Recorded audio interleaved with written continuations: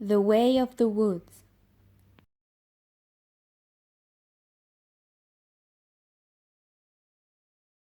Many years ago, deep in the North Woods, lived a great bear named Bow Bow.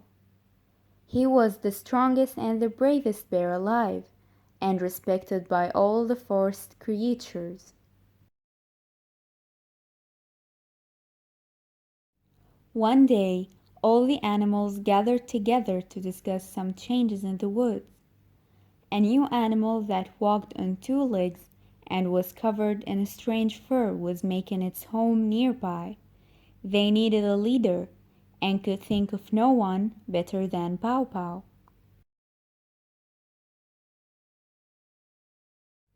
They all marched to Bow Bow's cave and asked if he would be the king of the forest. Bow Bow was thrilled, and even though he didn't know what being a king was all about, he gladly accepted.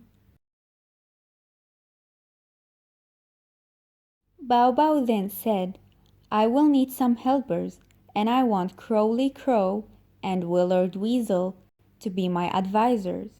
Well, Crowley and Willard were honored, and both agreed to work with King Bow Bow. One day, Slither the snake visited King Bow Bow and told him of a strange animal he saw close by. Bow Bow asked, "Where did you see this animal?" Slither replied, "It lives with the strange two-legged creature at the edge of our woods."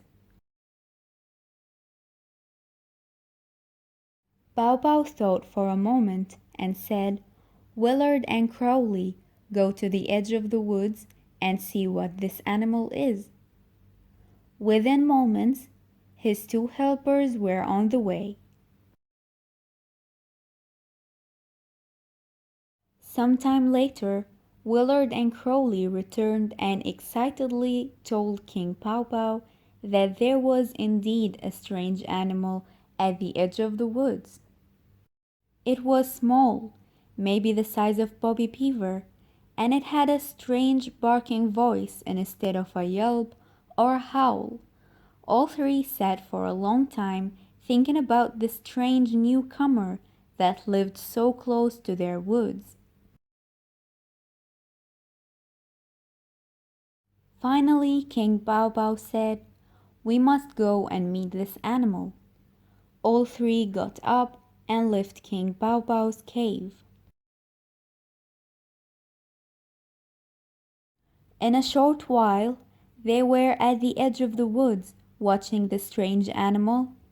King Bow Bow said, "Willard, go to the animal and ask what he is, and why there is a rope tied around his neck." Without hesitation, Willard scampered across the field and hid behind some piled wood close to the strange animal.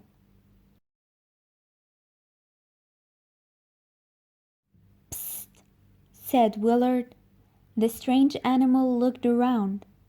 "Psst, I'm over here behind the woodpile," Willard said in a louder voice.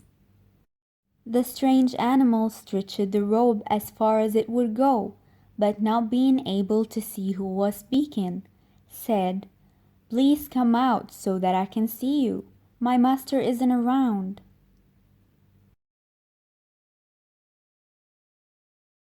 Willard came out slowly from behind the woodpile and cautiously approached the strange animal. "What type of an animal are you?" asked Willard. "I'm a dog, and my name is Dillard," he replied. "And what are you?" Then he asked. "Me, I'm a Willard the Weasel, representing King Bow Bow, ruler of the forest."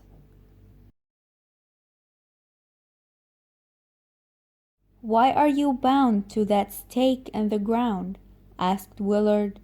"My master keeps me tied so I cannot go into the woods," replied Dillard. "No animal should be tied," Willard shouted. "I shall bite through the rope to set you free. You can then come into the woods and live with me."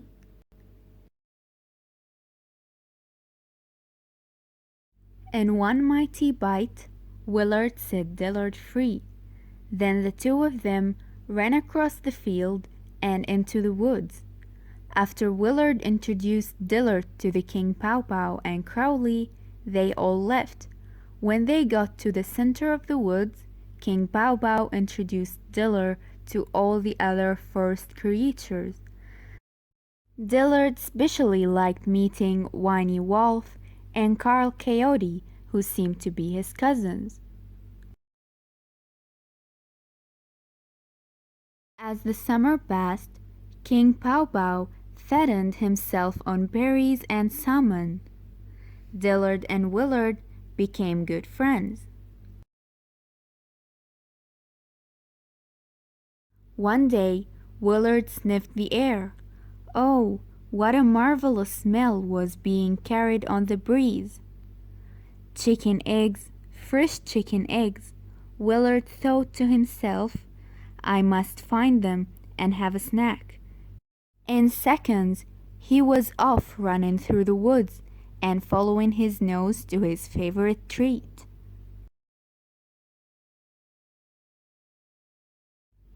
His nose led him to the strange creature's house where he had first met Dillard.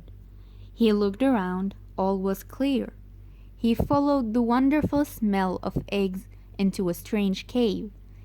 He looked around and couldn't believe his eyes. There were chicken eggs, hundreds of chicken eggs, all around him. As he reached for an egg, a chicken saw him and sounded the alarm. Soon, all chickens were clucking, squawking, and making a fuss. Then he heard something behind him. As he turned, he saw the strange creature that lived there, the one that Dillard called Master. There was no escape, and Willard was terrified. The strange creature looked at Willard and said, You varmint! You are the weasel that set Dillard free. Why, I ought to. But before he could finish, Willard yelled out, Wait, don't do anything to me. I can return Dillard to you. Just let me pass and Dillard will be back in a very short time. The strange creature stepped aside and let Willard free. When Willard returned to the woods, he ran to his friend. Dillard, quick, follow me, I need your help. Well, Dillard didn't hesitate to help his friend, and off they ran with Willard in the lead.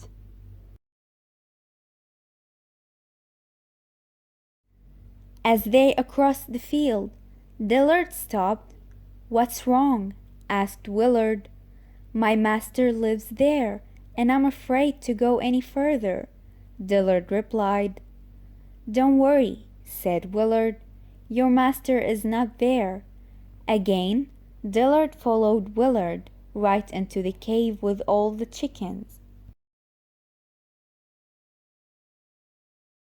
In a flash, the master had a rope around Dillard's neck.